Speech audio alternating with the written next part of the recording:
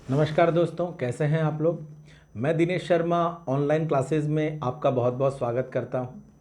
बेटा, आप लोगों को याद होगा कि हम लोग लास्ट क्लास में एंजाइटी के बारे में पढ़ रहे हैं और इससे पहले एंजाइटी रिलेटेड डिसऑर्डर्स के बारे में हमने पढ़ा था। बेसिकली सब्जेक्ट साइकेट्रिक चल रहा है, ये तो आप लोगों को पता ही होगा। तो देखो, लास्ट क्लास में हम लोगों ने एंजाइटी के बारे में बताया था। मैंने आप लोगों को कहा था कि भाई जो एंजाइटी है वो मोस्ट कॉमन सिम्टम है जो हर मेंटल डिसऑर्डर में देखा जाता है। एंजाइटी जो होती है वो एक ऐसा तनाव है जहां पर व्यक्ति भविष्य की बातों को सोच करके आज चिंता महसूस करता है और वो ऐसी लेवल पर आ जाती है, वो चिंता इतनी ज़्यादा बढ़ जाती है कि उसको व्यक्ति कंट्रोल नहीं कर पाता है और ऐसी स्थिति में उसकी रोजाना की जो लाइफ है वो डिस्टर्ब होना शुरू हो जाती है और वही बीमारी एंजाइटी है। एंजाइटी मैंने कहा था आप लोगों को कि बेसिकली अगर हम उसके कारण की बात करें तो कारण तो बहुत सारे हैं, लेकिन neurotransmitter abnormality, gamma amino butyric acid GABA मैंने आप लोगों को बताया था, लेवल डिक्रीज हो जाता है और इसी कारण से वो तनाव पैदा होना शुरू होता है। इसके अलावा फिर और भी कारण थे। मैंने कहा था एग्जाम में फेल से संबंधित है, एग्जाम में अचीवमेंट नहीं दे पाने से संबंधित भी तनाव हो सकता है। तो ऐसे बहुत से कारण हो सकते हैं। एंजाइटी जनरली मैंने जब क्लासिफिकेशन की बात की थी तब मैंने आपको कहा था कि एंजाइटी एक तो होती है जनरलाइज्ड और एक एंजाइटी होती है पैनिक। ये मैं सब बता चुका हूं, सिर्फ आपको लास्ट क्लास को दोहरा रहा हूं। तो यहां तक आप लोग बता चुके हैं।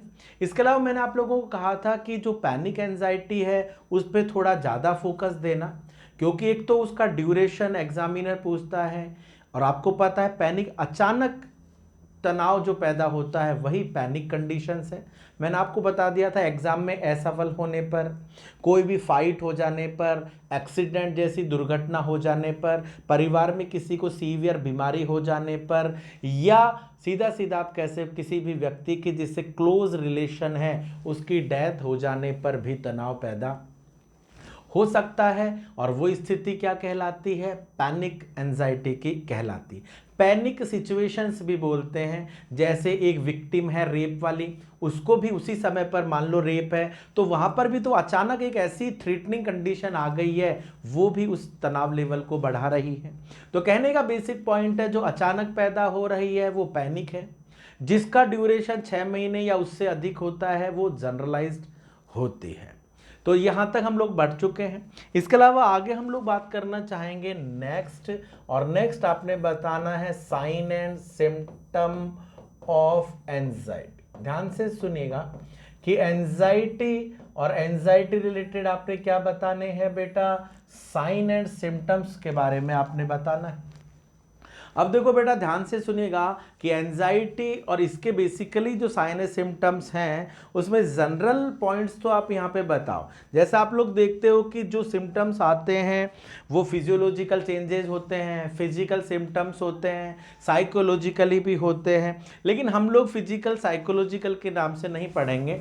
हम बेसिकली सीधा सीधा यहाँ पर बताएंगे कि जो एंजाइटी पैदा हो रही है उस एंजाइटी में जो लक्षण आपको देखने को मिल रहे हैं उसमें सबसे पहले आपने बताने हैं किसके अंदर देखे जाने वाले लक्षण, जनरलाइज्ड एंजाइटी।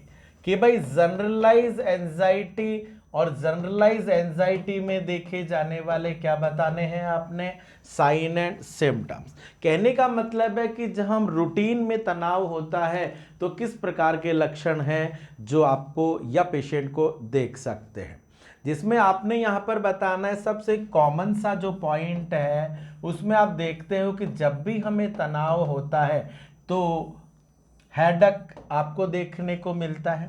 भाई सीधा सा आप बताओ कि अगर किसी भी व्यक्ति को तनाव है तो रिकरेंट आप रेगुलर देखते हैं कि पेशेंट को सिर दर्द रिलेटेड जो प्रॉब्लम्स है वो जनरली देखने को मिल सकती है। सिर दर्द उसको रहने लग जाएगा, फिर आप कहोगे रोजाना की रोजाना सिर दर्द है, तो एक आप ये बताओ। इसको अलावा आपने बताना है फटिग, थकावट, टायर्डनेस जनरली आप बोल सकते हैं।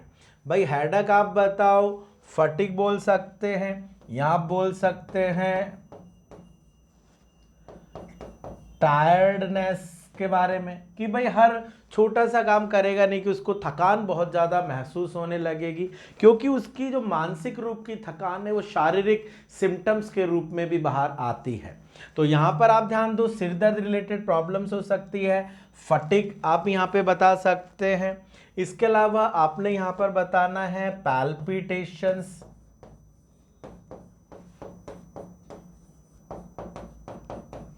पैल्पिटेशन आप बोल सकते हैं। तो देखो ये जनरल लक्षण हैं जिनके बारे में आप बता सकते हैं कि भाई पेशेंट और पेशेंट के अंदर जिसमें आपको देखने को मिल रही है जनरलाइज एंजाइटी, तो ये जनरल फीचर्स है जो आपको यहाँ देखने को मिल सकते हैं।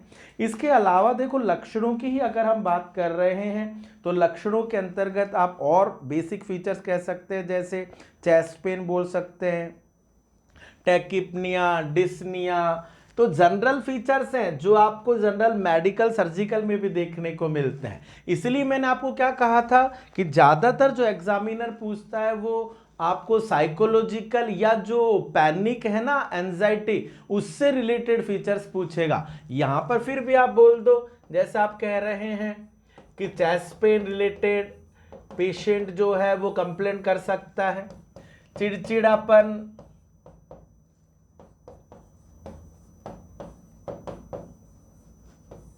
इरिटेबिलिटी, चिड़चिड़ापन आपको उस व्यक्ति में देखने को मिलेगा, हर छोटी छोटी बात के ऊपर नाराज हो जाएगा। या आप बताओ, आपने बताना है इमोशनली डिस्टर्ब, इमोशनली रूप से आप उसको डिस्टर्ब देखेंगे, इरिटेबल चिड़चिड़ा, चेस्ट पेन आप यहां पे बताओ। इसके अलावा आप यहाँ पर बोल सकते हो कुछ कंडीशंस में dyspnoea related problems, dyspnoea related activities जो हैं वो पेशेंट की होगी तो कंजप्शन ऑक्सीजन का ज़्यादा चाहिएगा, इसलिए डिस्निया रिलेटेड कंडीशंस आ सकती हैं। कुछ कंडीशंस में आपको देखने को मिलेगा tachycardia, tachypnoea, rate of respiration बढ़ जाएगा। टैकिकार्डिया सब हम जानते ही हैं कि भाई हार्ट रेट जो होती है 100 से अधिक होती है तो टैकिकार्डिया रिलेटेड कंडीशंस होगी। टैकिपनिया, रेस्पिरेशन जो है 24 से अधिक हो जाएगा। ये सब मैं आपको फंडामेंटल में भी पढ़ा चुका हूँ और पढ़ाऊंगा जहाँ पर नहीं पढ़ाया होगा तो ये आप ध्यान दें, सांस लेने में थोड़ी बहुत तकलीफ वगैरह हो सकती है उस व्यक्ति को। इसके अलावा आपने यहाँ पर बताना है ड्राई माउथ, आपने देखा है कि भाई व्यक्ति जो है उसमें होंठ सूखने से लग जाएंगे। इसके अलावा आप यहाँ पर देख लीजिएगा इंसोम्निया, कि भाई जो है इंसोम्निया रिलेटेड प्रॉब्लम्स उसको आएगी, लैक ऑफ स्लीप। जनरली आप बोल सकते हो कि भाई पेशेंट जो है उसको नींद प्रॉपर रूप से नहीं आएगी, नींद लेगा, कोशिश करेगा तो भी प्रॉपर उसको नींद नहीं आ रही है। तो कहने का बेसिक मतलब मेरा यहाँ पर यही है कि पेशेंट और पेशेंट को जो लक्षण देखने को मिलेंगे वो सारे के सारे आप बताओ। इसके अलावा आप यहाँ पे देखते हो, देखो ये जितने भी पॉइंट यहाँ बता रहा हूँ कि भाई स्लीप रिलेटेड, जैसे अब ये जो है ये टर्मिनोलॉजी के रूप में आ जाती हैं आपके जनरल एग्जाम्स में। भाई जनरल टर्म ही है, टैकिकार्डिया क्या है, टैकिप्निया क्या है, डिस्निया क्या है, इमोशनली ब्लंटिंग क्या है, इरिटेबिलिटी क्या है, ये सारे के सारे आप बता सकते हैं। और ये जो लक्षण आप देख रहे हैं कहाँ देखने को मिल रहे हैं, जनरलाइज एंजाइटी में ज़्यादातर ऐसे ही लक्षण आते हैं। इसके अलावा आपने बताना है लैक ऑफ अटेंशन, भाई अटेंशन की कमी हो जाएगी, किसी भी वस्तु विशेष के ऊपर अपना ध्यान नहीं दे पाएगा। इसके अलावा आपने यहाँ पर बताना है कुछ पेशेंट के अंदर आप देखते हो एब्डोमिनल पेन रिलेटेड प्रॉब्लम्स हो सकती है। ये सारे के सारे जो हैं फिजिकल और साइकोलॉजिकल मिक्सअप हैं जिनकी हम लोग बात कर रहे हैं। इसके अलावा आपने यहाँ पर बताना है कि पेशेंट जो हैं फिजिकली रूप से अगर आप देख रहे हैं तो आपने बताना है इंक्रीज फ्रीक्वेंसी ऑफ यूरिनेशन।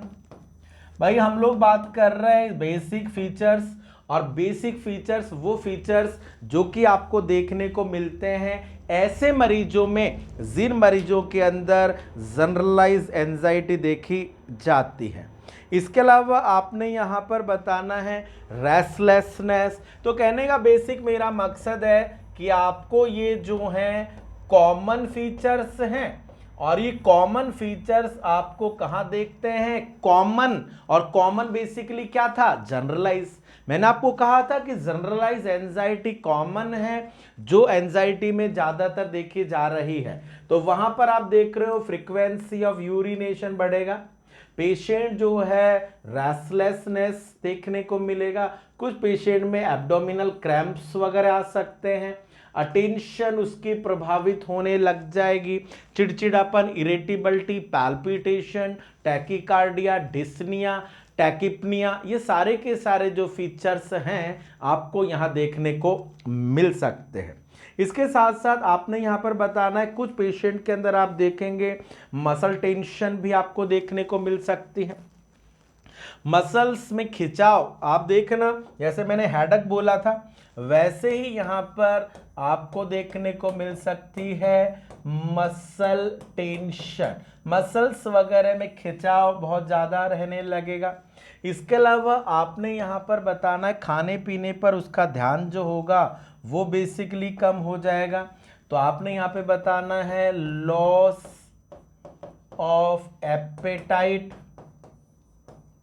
भाई भूख वगैरह नहीं लग रही है, खाना पीना प्रॉपर रूप से नहीं खा रहा है, तो आप यहाँ पे देखो पर्सनल हाइजीन प्रॉपर मेंटेन नहीं कर रहा है, पर्सनल जो आप कह सकते हैं उसके वर्क है वो प्रॉपर नहीं कर रहा है, अपनी फैमिली जो जिम्मेदारी है रेस्पॉन्सिबिलिटीज हैं वो पूरी नहीं कर रहा है। तो कहने का मेरा बेसिक मतलब है कि नॉर्मली जो तनाव की स्थिति है उस तनाव की स्थिति में जो हमारा काम है उस पर फोकस नहीं कर पा रहे हैं और एबनॉर्मल सिम्टम्स उस व्यक्ति को आने लग जाते हैं, और यही जनरली हम यहाँ पर बता सकते हैं।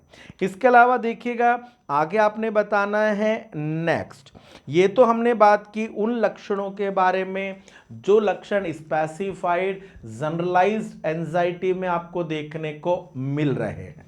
लेकिन इसके अलावा अगर मैं आपसे बात करूं, मैंने आपको कहा था कि जो ज्यादा इंपॉर्टेंट है वो है आपके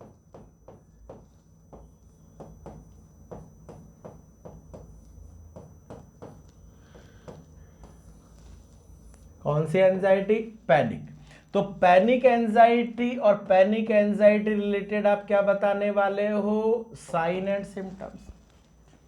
ध्यान से सुनना कि पैनिक एंजाइटी और पैनिक एंजाइटी जो है उससे रिलेटेड अगर लक्षणों की बात करते हैं तो ये आपके लिए ज्यादा सीवियर है, ज्यादा इंपॉर्टेंट है, क्योंकि यहां पर पेशेंट को आपने एक्यूट जो सिम्टम्स हैं उनको प्रॉपर रूप से नोटिस करना है। तो यहां आप ध्यान दीजिएगा, जिसके अंतर्गत जैसे आप यहां पे कह सकते हो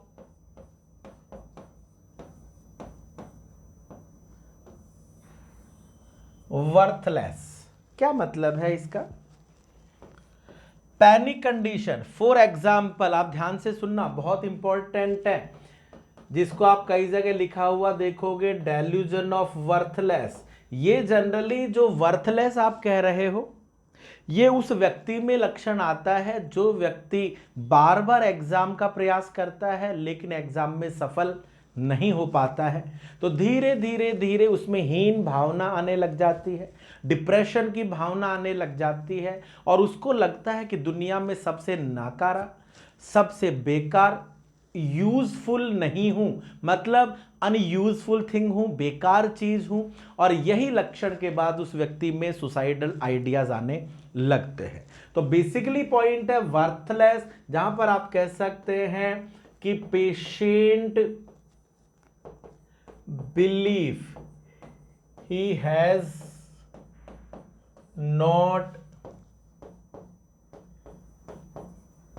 importance in फैमिली और सोसाइटी, कि उसको ऐसा महसूस होने लग जाता है, उसको ऐसा लगने लग जाता है कि मैं बिल्कुल नाकारा हूं। सीधा सा मतलब आप ये समझ लो कि मेरी इंपॉर्टेंस ही नहीं है, मेरा कोई महत्व नहीं है परिवार में, समाज में, और इसीलिए उस व्यक्ति के अंदर इस प्रकार के लक्षण भी आपको देखने को मिल सकते हैं। तो यहां तक आप बताइएगा। इसके अलावा मैंने आप लोगों को लास्ट क्लास में कहा था, परसेप्शन रिलेटेड एक टर्म मैंने आपको बताई थी, जहां पर मैंने आपको कहा था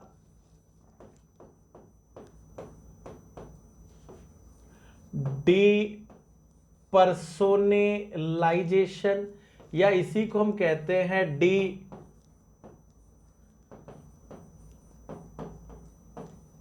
रियलाइजेशन। भाई आप यहां ध्यान दें कि भाई away from reality for a short duration.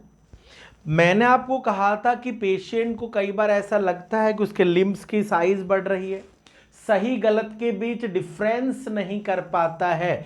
D realisation, reality के बारे में उसको पता नहीं होता है। तो आपने बताना है कुछ समय के लिए रियलिटी से दूर हो जाता है, या इसी में आप कह सकते हो कि client unable to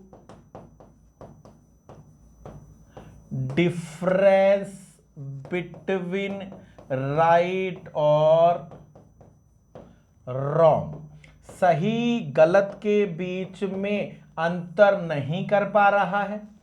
perception abnormality है कि क्या सही है और क्या गलत है, परसीव नहीं हो रहा है, वो सही महसूस नहीं कर पा रहा है, करूं तो क्या करूं, सही क्या है और गलत क्या है, और रियलिटी से कुछ समय के लिए दूर हो जाता है। जनरली आप देख लीजिएगा, अगर हमारी किसी से फाइट होती है तो ऐसी स्थिति में हमें पता ही नहीं होता है कि क्या गलत है और क्या सही है, हम गुस्से में बहुत कुछ आगे कर पाते हैं। इसके अलावा आगे आपने यहां पर बताना है कि अनएबल टू कंट्रोल इज, अपने गुस्से को कंट्रोल नहीं कर पाता है, या सीधा सीधा बोल सकते हो अनेबल टू कंट्रोल सेल्फ, अपने आप को कंट्रोल नहीं कर पा रहा है। तो कहने का मेरा मतलब है कि यहां पर जो पैनिक कंडीशंस होती हैं, उन पैनिक कंडीशंस में आपको देखने को मिलता है कि पेशेंट जो है वो अपने आप को कंट्रोल नहीं कर पा रहा है, लूजिंग कंट्रोल भी आप कह सकते हो। इसके अलावा उसे कई बार ऐसा लगता है, ध्यान से सुनना, कि patient feel he will become mad, वो पागल हो जाएगा। उसको ऐसा लगता है अरे यार अब मेरा दिमाग में क्या कर गया, मैं करूं तो क्या करूं, कहीं मैं पागल नहीं हो जाऊं। तो कहने का बेसिक मतलब है पेशेंट को ऐसा लगने लगा है वो पागल हो जाएगा। या आपने यहां पर बताना है, देखो इसी टर्म में आप और दूसरे तरीके से भी आप सुनिएगा। यहां पर हम कह रहे हैं कि patient feel he will become mad, वो पागल हो सकता है। ही फील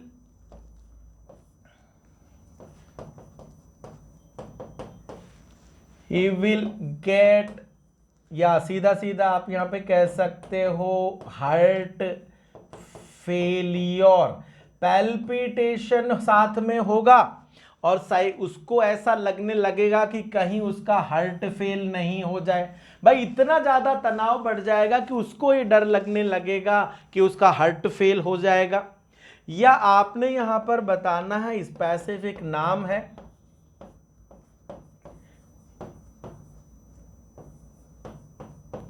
ध्यान दो, इंपैडिंग डूम। ये इंपैडिंग डूम बेसिकली क्या है इम्पैडिंग डूम या इम्पेंडिंग, जनरली स्पेलिंग को एक बार करेक्ट कर लो, PEN, हाँ अच्छा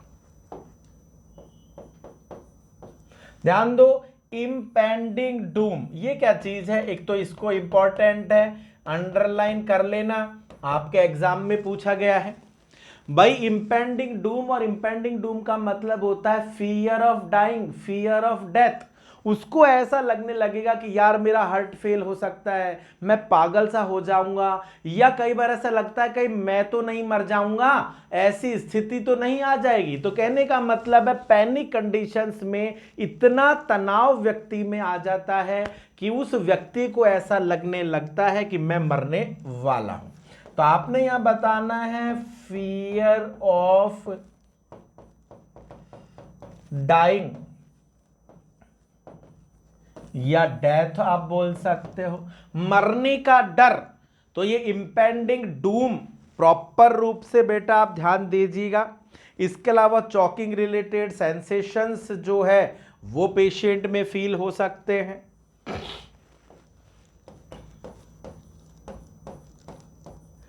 चॉकिंग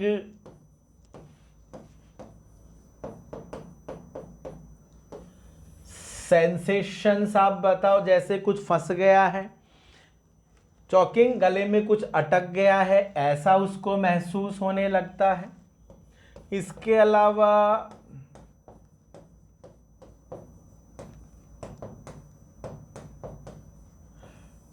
डिस्ट्रैक्टेबिलिटी, डिस्ट्रैक्टेबिलिटी का डिस्ट्रैक्शन कहते हैं ना, किसी भी वस्तु पर ध्यान नहीं देना। फॉर एग्जाम्पल आपको तनाव है, और आपको तनाव है और मैं पढ़ा रहा हूं, तो क्या आप मेरी बात को सुन पा रहे हैं, आप मेरी बात पर फोकस दे पा रहे हैं? नहीं, ऐसा हो ही नहीं सकता। तो कहने का बेसिक मतलब है कि जिस भी व्यक्ति को तनाव है वो व्यक्ति इतना ज्यादा तनावग्रस्त होता है कि वो किसी भी वस्तु विशेष के ऊपर अपना ध्यान केंद्रित नहीं कर पाता। तो डिस्ट्रैक्टेबिलिटी यहां पर आप कह सकते हैं कि client do not focus on the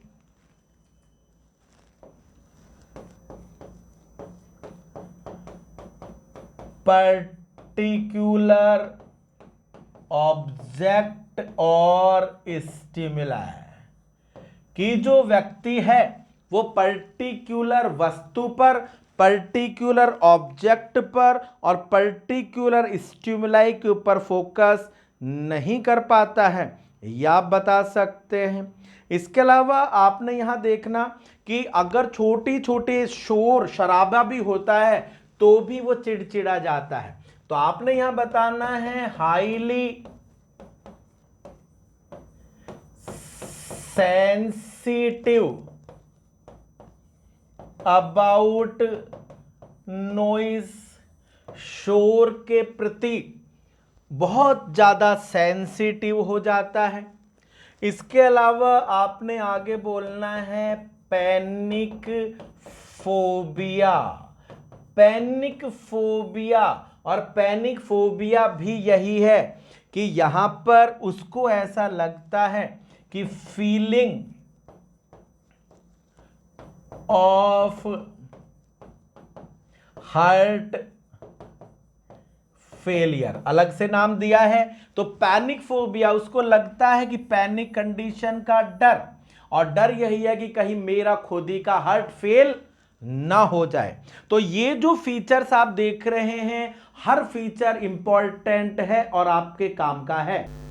तो बेटा ये सारे के सारे जो हैं इंपॉर्टेंट फीचर्स हैं, इंपॉर्टेंट लक्षण है जिनके बारे में हम लोग बात कर रहे हैं। तो मैंने आपको बताया कि भाई जो फीचर्स या जो लक्षण आप लोग देख रहे हैं, जनरल एंजाइटी में रूटीन सिम्टम्स है जो आपको वैसे भी नजर आते हैं, लेकिन एग्जाम पर्पज से अगर आप बात कर रहे हैं तो आपको ज़्यादा फोकस पैनिक एंजाइटी पर करना है, जिसके अंतर्गत मैं आपको बता चुका हूं इम्पेंडिंग डूम जो कि स्पेसिफिक टर्मिनोलॉजी है, fear of death, fear of dying आप बता सकते हैं, पैनिक फोबिया रिलेटेड कंडीशंस है। इसके अलावा वैसे तो यही है सारे, लेकिन फिर भी एक दो आप और चाहो तो ऐड कर सकते हो कि भाई आपने बताना है पेशेंट जो है फियरफुल वही डर, बेसिक पेशेंट फियरफुल रहेगा, हमेशा डरा डरा सा रहेगा, ये आप कह सकते हो। इसके अलावा मैंने आपको बताई था डिस्ट्रैक्टेबिलिटी, कंसंट्रेशन मेंटेन नहीं कर पाता है। और आपने यहाँ पर बताना है कि हाइपर अराउजल, हाइपर अराउजल का मतलब है हर छोटी छोटी बात पर उत्तेजित या गुस्सा उसको आ जाता है। तो ये भी आप लिख सकते हैं hyper arousal behaviour. Hyper arousal behaviour मतलब सीधा सा इतना है, highly sensitive about the criticism. अगर उसकी थोड़ी भी आलोचना कर दोगे तो बहुत ज्यादा गुस्सा हो जाएगा। तो यहां पर ब्रैकेट में इसको आप लिख सकते हैं highly sensitive about criticism by others. अगर दूसरे व्यक्ति उसकी थोड़ी भी आलोचना करेंगे, उसके बारे में कुछ भी बोलेंगे तो उसको गुस्सा आ जाएगा। हाईली सेंसिटिव मैंने आपको अभी बताया ही था कि वो बहुत ज्यादा शोर, नॉइज के प्रति बहुत ज्यादा सेंसिटिव है। अगर घर में थोड़ा बहुत उसके बच्चे भी अगर खेल रहे होंगे और वो शोर कर रहे हैं तो उन बच्चों को मारेगा, पीटेगा, उन पर बहुत गुस्सा करेगा। कहने का मतलब है उसका अनकंट्रोल्ड एंगर आपको देखने को मिलेगा, गुस्सा बहुत ज्यादा होगा, हाईली सेंसिटिव, बहुत ज्यादा सेंसिटिव होगा। आप उसकी बुराई करोगे तो गुस्सा आएगा, घर में शोर शराबा होगा तो गुस्सा आएगा, वो डरा डरा महसूस करेगा, उसको डर है कहीं मेरा कह सकते हो ब्रेन में नस नहीं फट जाए, मुझे हार्ट अटैक नहीं हो जाए, कहीं मैं मर तो नहीं जाऊंगा। कहने का बेसिक मतलब है, फॉर एग्जाम्पल मैंने आपको बताया कि एक व्यक्ति जिसको कि मान low blood pressure related problem है और वो कहता है मेरी तो डेथ हो जाएगी यार, कहीं अभी कोविड भी चल रहा है मेरे पे तो ज्यादा। तो कहने का बेसिक मतलब है, और आप देख भी रहे हैं अभी कह रहे हैं कि जिनको डिजीज है उनके ऊपर कोविड का इफेक्ट बहुत ज्यादा है, तो वो डरे डरे से रह रहे हैं। कहने का बेसिक पॉइंट यही है कि ये जो पैनिक रिलेटेड कंडीशंस होती हैं ये सडन फेल हो रही है, एक्यूट अचानक फील होती है, और यहां पर आपको ये सभी प्रकार के लक्षण हैं जो देखने को मिल सकते हैं। अब इसके अलावा आगे हम लोग बात करना चाहेंगे नेक्स्ट, और नेक्स्ट आप बताओ अगर डायग्नोसिस की बात करें तो ऐसी स्थिति में आप क्या डायग्नोस करेंगे। तो सबसे पहला पॉइंट तो यही है कि डायग्नोसिस की बात है तो यहां पर एक तो आप कह सकते हैं कि पेशेंट के जो है न्यूरोट्रांसमीटर रिलेटेड एबनॉर्मलिटीज, इसके अलावा ये जो एबनॉर्मलिटीज आप यहां पर देख रहे हैं इसमें पेशेंट से हिस्ट्री कलेक्शंस आप लोग कर सकते हैं। तो एक तो आपने यहां बताना है कि इसका जो पता आपको चल सकता है, एक तो पेशेंट से जब आप क्या कलेक्ट करोगे, हिस्ट्री कलेक्शन के आधार पर आप बता सकते हैं। इसके अलावा आपने यहां पर बताना है कि पेशेंट जो है उसकी रूटीन जो है ब्लड टेस्ट वगैरह आप कर सकते हैं। इसके अलावा यहां पर भी CSF रिलेटेड एग्जामिनेशन, क्योंकि जितने भी न्यूरोटिक टेस्ट है वहां पर भी हम लोग ये टेस्ट करवा सकते हैं, लेकिन सबसे स्पेसिफाइड यहां पर हिस्ट्री कलेक्शन एक तो आपने बताना है। इसके अलावा न्यूरोट्रांसमीटर में जो मैंने आपको गामा एमिनो ब्यूटारिक एसिड बताया था, क्योंकि यहाँ पर जो टेस्ट है वो इतने ज़्यादा महत्वपूर्ण नहीं है कि आपको एग्जामिनर पूछे। यहाँ जो सबसे ज़्यादा इंपॉर्टेंट है वो एक तो यही है, मैंने शुरू में कहा था कि एंजाइटी मोस्ट कॉमन सिम्टम है जो हर डिसऑर्डर में है। जनरलाइज एंजाइटी रिलेटेड एक क्वेश्चन मैंने आपको लिखाया था कि पेशेंट को कुछ दिनों के बाद भी उससे डर लग रहा है, कुछ दिनों के बाद भी तनाव पैदा हो रहा है, और पैनिक एंजाइटी के सिम्टम, ये एक तो आप ध्यान दें। इसके अलावा यहां पर आप बताओ नेक्स्ट, और नेक्स्ट पॉइंट, अब मैंने आपको देखो दोनों पॉइंट बता दिए हैं। अब यहां पर आप जब पेशेंट से हिस्ट्री कलेक्ट कर रहे थे, ध्यान से सुनना, कि डायग्नोसिस कर रहे थे और डायग्नोसिस में आप क्या कलेक्ट कर रहे थे, हिस्ट्री कलेक्ट कर रहे थे। तो यहां पर एक एग्जामिनर आपको कह सकता है कि एक क्लाइंट है जो sudden speak out of the track during collection of the history. ध्यान से सुनना, यहां पर आप ध्यान से सुने, प्रश्न को लिखना। वो कहेगा कि what is the disorder expected bye mental status examiner. MSE मतलब मेंटल स्टेटस एग्जामिनर कि what is the disorder expected bye mental status examiner when a client speak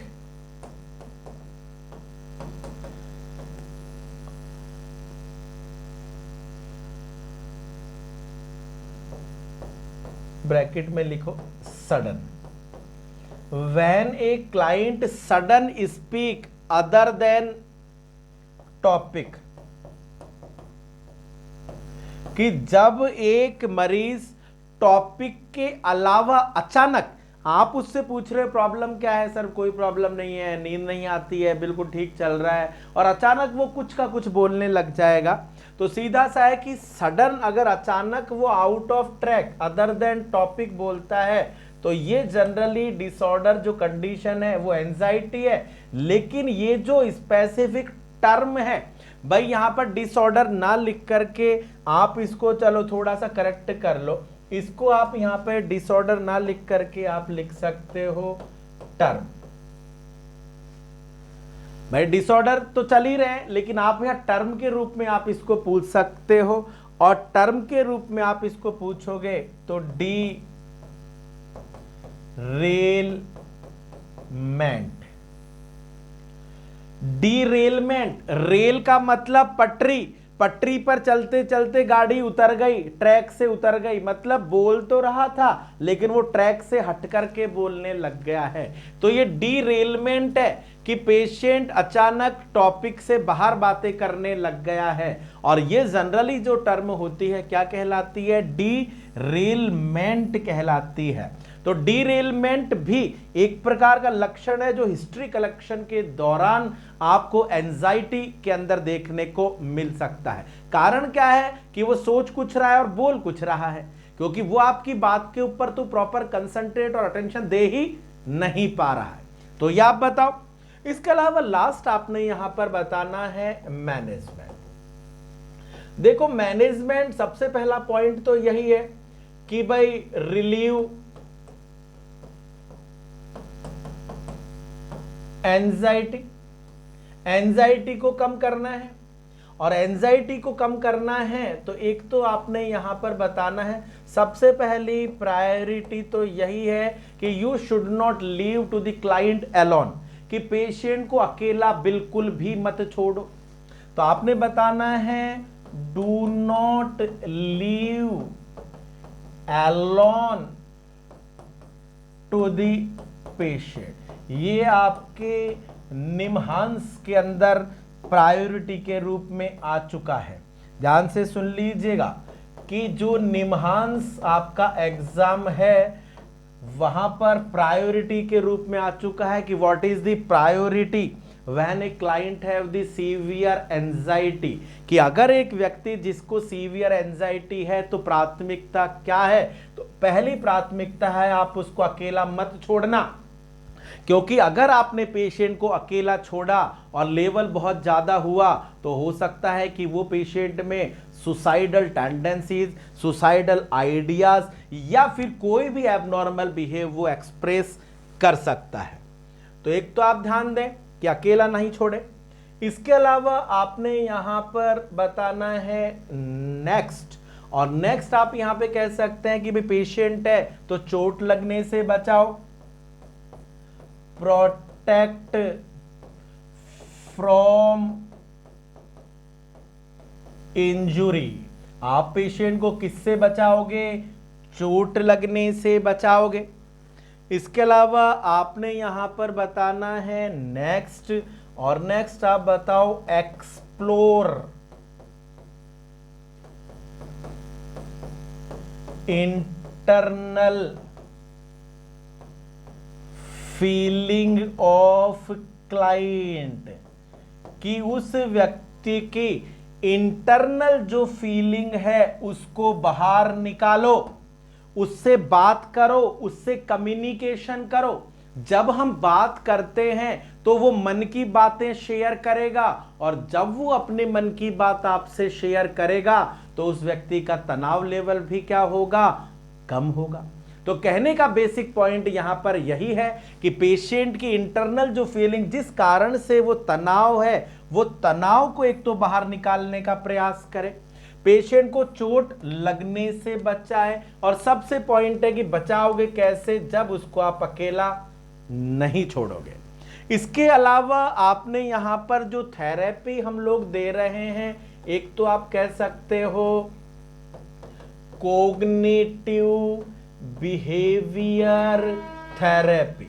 ध्यान से सुनना, कोग्निटिव बिहेवियर थेरेपी एंजाइटी में भी यूज होती है और बहुत जगह यूज होती है। तो कोग्निटिव बिहेवियर थेरेपी आपके जोधपुर एम्स के अंदर ये प्रश्न आ चुका है एंजाइटी के नाम से, और इसके अलावा RUHS MSc एंट्रेंस टेस्ट में भी आ चुका है। तो कहने का बेसिक मतलब है कि you should try to change the thought of patient, कि उस व्यक्ति की थॉट को बदलने का प्रयास करो। कॉग्निटिव का मतलब है थॉट में परिवर्तन लाओ, और जब उसकी थॉट में परिवर्तन आएगा तो अपने आप देखोगे कि वो व्यक्ति सही होगा। इसके अलावा आपने यहां बताना है improve coping mechanism bye provide the suggestions. कहने का बेसिक मतलब क्या है, तो आप ध्यान से सुनना कि कोपिंग मैकेनिज्म, कोपिंग का मतलब है एडजस्टमेंट रिलेटेड सजेशंस दो। फॉर एग्जाम्पल, कि आपको मैंने अभी कहा था कि आपको मान लो हॉस्पिटल जिसमें आप काम कर रहे हो, वहां पर काम करने में ही आपको अच्छा नहीं लग रहा, तो आपको मैं क्या सलाह दूंगा, बेटा देखो जॉब तो करना ही है आपको, आपकी लाइफ की बात है, अगर हम जॉब नहीं करेंगे तो अर्निंग कहां से होगी, हम अपने परिवार का खर्च कैसे चलाएंगे, और जब जॉब करना ही है तो छोड़ो ना, उसकी बातें क्या सुननी है, आप तो अपना जॉब करो। मैं आपको सजेशंस दे रहा हूं किस बारे में, वहां एडजस्ट होने के बारे में। और मैं जब आपको वहां एडजस्ट होने के बारे में सजेशन दे रहा हूं, मतलब आपको एडवाइस जो बेसिकली दी जा रही है वो किसके लिए है, कॉपरेशन एंड कोऑर्डिनेशन, कि जिस वातावरण में आप रह रहे हो ना वह एडजस्ट हो जाओ, और एडजस्ट हो जाओगे तो तनाव पैदा ही नहीं होगा। तो यह आप ध्यान दो। इसके अलावा आपने यहां पर बताना है pharmacological management.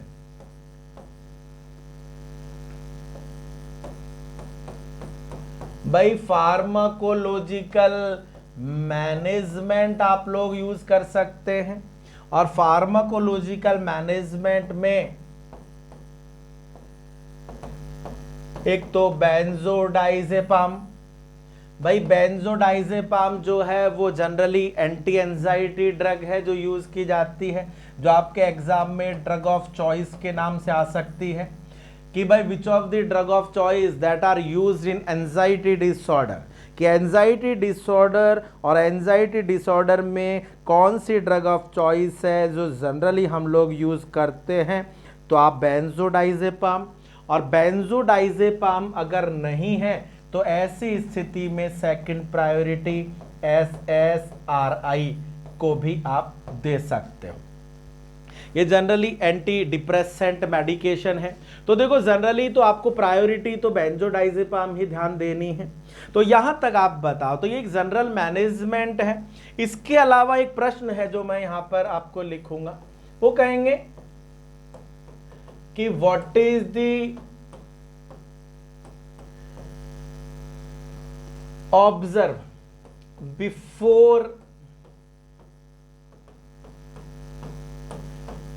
discharge to a client from mental hospital who have anxiety related problem. ध्यान से सुने, यहां पर ये इंपॉर्टेंट प्रश्न है, इसको अंडरलाइन कर लेना। ये आप लोगों के बुक्स गाइड फाइड में कहीं नहीं मिलने वाले हैं, आपको सीधा सीधा एग्जाम में ही मिलने वाले हैं। भाई हमने यहां पर आपको बता दिया क्या एंजाइटी होती है, क्या लक्षण होते हैं, क्या डायग्नोसिस है, क्या मैनेजमेंट है, क्या थेरेपी है, लेकिन फिर भी एग्जामिनर आपको यहां पर स्पेसिफाइड प्रश्न है जो पूछ सकता है। और वो स्पेसिफाइड प्रश्न क्या है? तो वो एग्जामिनर आपको कह रहा है कि एक पेशेंट है जिसमें क्या देखोगे डिस्चार्ज करने से पहले, और उसको डिस्चार्ज क्यों कर रहे हो? क्योंकि उसको किस कारण से वो एडमिट हुआ था, उसको एंजाइटी रिलेटेड प्रॉब्लम थी। मैंने आपको कहा था कि एंजाइटी जो है इरेशनल, बिना कारण की चिंताएं, जिसको ये भी नहीं पता। फॉर एग्जाम्पल आपको एग्जाम देने जा रहे हो और एग्जाम से पहले तनाव, किस बात का तनाव? कोई कारण नहीं है। तो यहां पर उस व्यक्ति को यह बताना पड़ेगा, यह समझाना पड़ेगा। अब यहां समझाने की बात तो खत्म हो गई क्योंकि आप डिस्चार्ज कर रहे हैं। डिस्चार्ज का मतलब उसका इलाज पूरा हो चुका है। तो डिस्चार्ज के समय पर आप क्या देखोगे? तो डिस्चार्ज के समय पर आप देखिएगा, सबसे इंपॉर्टेंट है कि पेशेंट को पता होना चाहिए, patient is able to understand the cause या रीजन ऑफ एंजाइटी। कि अगर हमें किसी बीमारी का कारण पता है तो हम उसको आसानी से ठीक कर पाएंगे, लेकिन बिना कारण के ही अगर हम उस तनाव में आ रहे हैं और कारण ही नहीं पता तो वो ठीक कैसे होगा? तो पेशेंट को ये पता चलना चाहिए कि मैं जैसे ही एग्जाम की बात आती है मैं चिंताग्रस्त हो जाता हूं, इसका मतलब मुझे वहां पर मेहनत करनी है, मुझे उस गोल को अचीव करना है और बिना बात के चिंता नहीं करनी है। तो कहने का बेसिक पॉइंट यही है कि उस व्यक्ति को यह समझ में आ जाना चाहिए कि यह जड़ है और इस जड़ को मुझे दूर करना है। और जब वो जड़ समझ जाएगा बीमारी की, मतलब वो अंडरस्टैंड कर जाएगा कि कारण क्या है, और जब कारण ही समझ में आ जाएगा तो ट्रीटमेंट आसानी से कंट्रोल कर सकता है, वो उस वातावरण में अपने आप को एडजस्ट कर सकता है। और जब वो व्यक्ति एडजस्ट होगा तो अपने आप तनाव दूर हो जाएगा। तो जो मैंने क्वेश्चंस लिखे हैं ना, वो तो आप भूलना ही मत, क्योंकि वो आपके एग्जाम में एज ए फोटोकॉपी देखने को मिलेंगे। तो आज के लिए तो बेटा इतना ही। नेक्स्ट क्लास में नेक्स्ट डिसऑर्डर जो साइकेट्रिक का है वो लेकर के मैं आपके सामने हाजिर होऊंगा। आज के लिए इतना ही और बहुत बहुत धन्यवाद। Thank you.